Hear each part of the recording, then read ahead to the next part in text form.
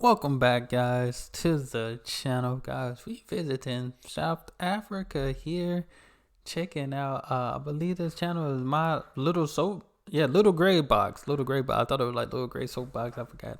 But what y'all know before you go to South Africa? Some essential traveling tips. I have did South Africa on my other channel.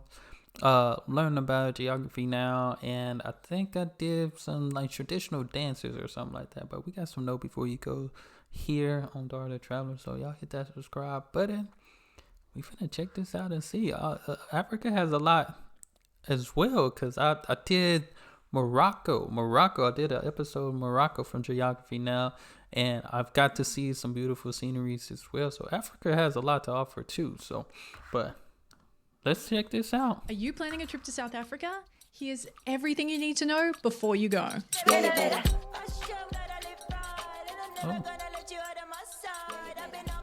Gotta turn that down. I don't know who that, but dang, those giraffes look different. Hold up, that giraffe. I'll be amazed when I see certain animals. Look at that. Dang, I keep missing the giraffe. Hey, it's Phoebe with Matt Behind the Camera, and on this channel we share with you all our tips and experiences go everywhere. to help you travel That's well. what's up. South Africa is the southernmost country in Africa. It is home to over 60 million people and 3 capital cities: Cape Town, Pretoria, and Bloemfontein.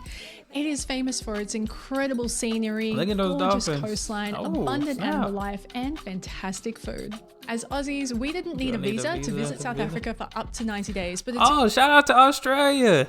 They from Australia. This would be good for my Australia peeps. a really good idea to check the official government website before you go to make sure you're up on your visa requirements. There are 11 official languages and English is one of them. So as long as you speak enough English to get by, you should be fine. For now, we found the locals love to involve us in the local language. One of our amazing local guides, she was getting us involved in the term yebo. Yebo. Every time we would agree with her or we would taste some great food, she'd be like, how is it? We'd be like, yebo. Now, there are some really cute South Africanisms to look out for. Just now is sort of like, I'm coming to your house, or I'm leaving just now. When did you leave? Just now. That's like sort of whenever I get around to it, no rush. Now is immediately. Now. I'm coming to pick you up now. Just now. They say shame, and that might be if you do something cute, maybe see a cute little granny, or you say something sweet. They might be like, oh, shame. It's like a really cute sort of an empathy thing. It's the same with is it. That can be like shame. Shame is that's different because I know we use shame for. It's like a really cute sort of empathy thing. It's the same with is it. That can be like an expression, sort of like you might tell a story and be like, oh, I got this on sale for $5.99. They'll be like, is it? Don't worry, they're not questioning you like, is it? Another one I love is they call their traffic lights robots, which is so cute. And one to keep your ear out for is lekker. That means good. The local currency is the South African rand. Now, to help us figure everything out while we were there, I have the free app XE Currency downloaded to my phone, and I have South African rand downloaded so I can use it offline. I might need that when I travel. XE Currency. I'm gonna have to go back to this video. Remember this. I want to do all the different countries. Downloaded to my phone, and I have South African rand downloaded so I can use it offline. South Africa's seasons are the same as they are for us in Australia and New Zealand. You have your colder months in the middle of the year and your warmer months at the end and the start of the year. Now, we have visited twice, once in May and once in July, and we slightly preferred our May visit just because it was a little bit warmer. And typically May to September is going to be your peak time for spotting great animals. That little lion look like it been going to work on something. And typically May to September is going to be your peak time for spotting great animals. Both times we visited and all the places we have visited, we have had a local guide and or driver with us. And I highly recommend you do the same. You learn and you experience so much more and you feel so much more connected. So we have had a few different guides, and I'm going to make sure we list the contact details for every single guide we've had in the comments below or the description below. So check that out. And if you do book them, let them know that we sent you, because they will absolutely love that. Before our first visit to South Africa, we were really nervous about safety. We'd heard a lot of stories, we'd seen a lot of things, and so we were very scared. Once we got there and we were with our guides and we started going out and listening to them and having our own experiences, we started to relax. The second time we visited, we had no worries whatsoever because we knew what to expect and we knew what to do. All I can do with you is share my personal experience, and it has been nothing but positive. And that's because we've always had a guide or a driver with us, and we have listened to them, and we haven't done things that we wouldn't do when we travel anyway, like walk off in the middle of the night, get raging drunk. I think just exercise that common sense approach, listen to your guides, and follow those basic safety things, and hopefully your experience will be just as wonderful as ours was. And I think that's the big thing, because I know traveling, especially you here in the States, I know you might have family members that probably ain't never been nowhere, and they might tell you, oh, you heard what happened, blah, blah, blah, there, you heard what happened, you know, and it can almost kind of throw you to not want to travel. Because I know, I'm sure y'all seen in the news, it was like 4 people missing, or 2 people got killed up in Mexico and stuff, for like by a cartel, and they shot up, you know what I'm saying? But it's like they were in a certain part where I heard that they shouldn't have been, type of thing, and that's what sucks, because you do gotta be careful where you go, and like she said, you need a guide, a tour guide, to let you know and show you around, versus just, you know, me, I wouldn't want to just walk around and just trying to figure out stuff myself. I like to be guided. I like to get some information on where I'm going, because it may not be meant for me to be there, type of thing, you know. But I think that's important anywhere you go. Make sure you got somebody that knows something with you. We've been to South Africa twice, and on both visits we went for around 7 to 9 days and managed to do a safari, a visit to Cape Town and Johannesburg. But South Africa is huge, and those are only 3 places you can visit. We've done 2 safaris on our trips to South Africa, and each one offered something different. Our first one was mind-blowing. We flew from Cape Town to Skukuza Airport to do a stay with Lion Sands River Lodge. Now the game drives took place on the Sabi Sands Game Reserve, which is right next to the Kruger National Park. The key thing to note about this area is it's free range. Free range. It is absolutely huge. It is that's that's the thing that what's the name? What's this thing called? Hyenas. I'm thinking of the Lion King. The Lion King, the first thing when I seen that hyena. The first thing, of course, is Lion King, based out of Africa, but that's the first thing that came to mind was Lion King, man. You know, and my heart goes out to Mufasa. Shout out to Mufasa, you know. I was nervous that we wouldn't see all the animals. We wouldn't see the big 5. Simba? Within the first day, we'd seen so many of them, it wasn't even funny. So if you're worried, don't be. Chances are you'll see everything.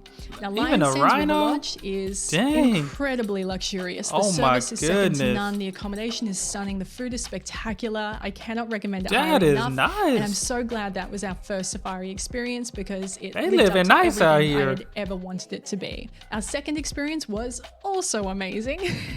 For this one, we flew from Johannesburg to Hoedspruit, and from there we were picked up by the guys from Kapama Buffalo Camp on the Kapama Private Game Reserve. So the key thing here is it is fenced, and all of the animals are contained within it. Oh wow! Don't worry, don't picture something small. It is an absolutely huge area. Now, Kapama, again, everything is inclusive. The staff are fantastic. The grounds are gorgeous.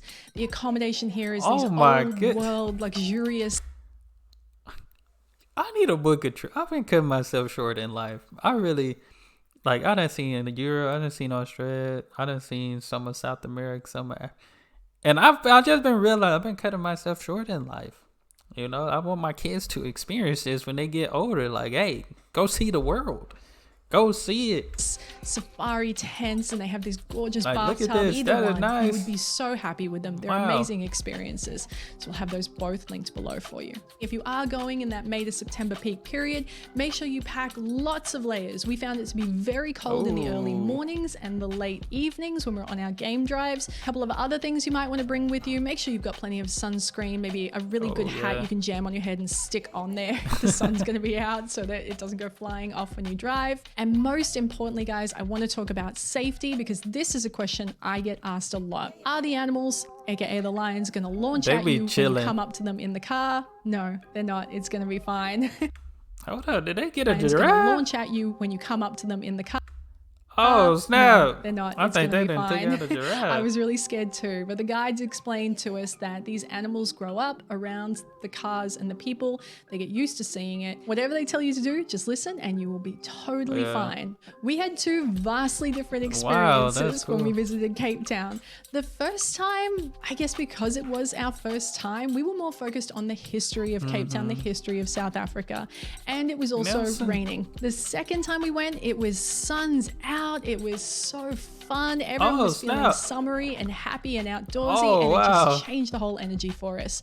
With that great weather, we were able to explore the coastline more. Get a dog go out and do more day trips, and it gave us a chance to really experience Cape Town properly. And one of the things that blew me away about Cape Town was how beautiful the coastline and the scenery is. I was watching one of my favorite shows that's on Netflix, and they never brought back a second season, but called Shadow. I think they displayed a lot of Cape Town. That's why I was loving it, because I love that show. That's one of my favorite shows. How on my top 10 for sure. The people are, and how delicious the food is. Prepare yourself to eat a ton of good food. It is just so good. Again, our first visit to Joburg was focused more on the history side of it, and when we came back a second time, we were able to go, all right, we've seen the history, we understand it, let's just have a really great time. If you are going to Joburg, expect it to be a really big city. You're gonna have to drive a fair bit to get to lots of different places. My favorite place to go in Joburg is Soweto, and you should absolutely go there with a local guide. We got to do an awesome tour with our guide. You know, she took us to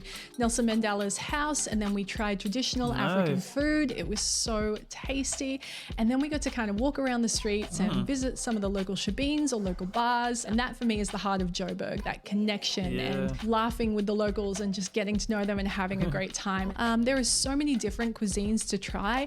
I have to insist that you find somebody who can hook you up with some local African food. There was so many things I got to try in Soweto that I had never tried before, and it was delicious. You know, we got to see bunny chow being made, and we got to see, not eat, but see Mahodu Mondays, which is where they take the unfavorable cuts of meat like tripe and trotters and feet and claws and snouts and hinds and all kinds of things, and they turn that into delicious dishes. I know we used to eat that when I was some tripe. I didn't eat it, but I had a great time watching other people get stuck into it. And of course, South Africa is famous for biltong.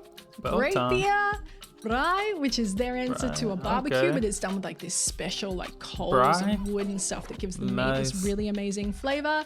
And of course, pinotage, incredible wine. So we combined all of that. We did a tour with the guys at KIF and Combi Tours. They took us on a beer and biltong tour. It was epic. Like I said, both times we visited in May and July, and it is typically being cooler. During the daytime, I found myself wearing summer dresses and sandals, but once that sun started to go down, I really needed to bundle up a little bit, put a jacket on, rug up, get a little warmer. That gotta so be different I kind of packed a mix of everything. I had some hiking boots, jeans, jumpers and jackets, especially for the safari portion. And then for Cape Town and Joburg, I had more summer dresses or long dresses with things I could put over my shoulders. For every weather. So layers is really going to be your best friend. And as always, make sure you are sun safe. You want to have your sunscreen, your hat. I recommend you pack some really comfortable shoes, because you're going to be on your feet walking all day, a lot. and it's going to be worth it because it's awesome. So if you want to see more guides from our adventures, we filmed a whole bunch from both trips. You can check those out here on YouTube. We will have them linked in the description below for you. And if you found this video useful at all, you could use the super thanks feature, or you can simply book your accommodation, activities, anything using our affiliate links, and we will earn a small commission at no extra cost. I need to check that out.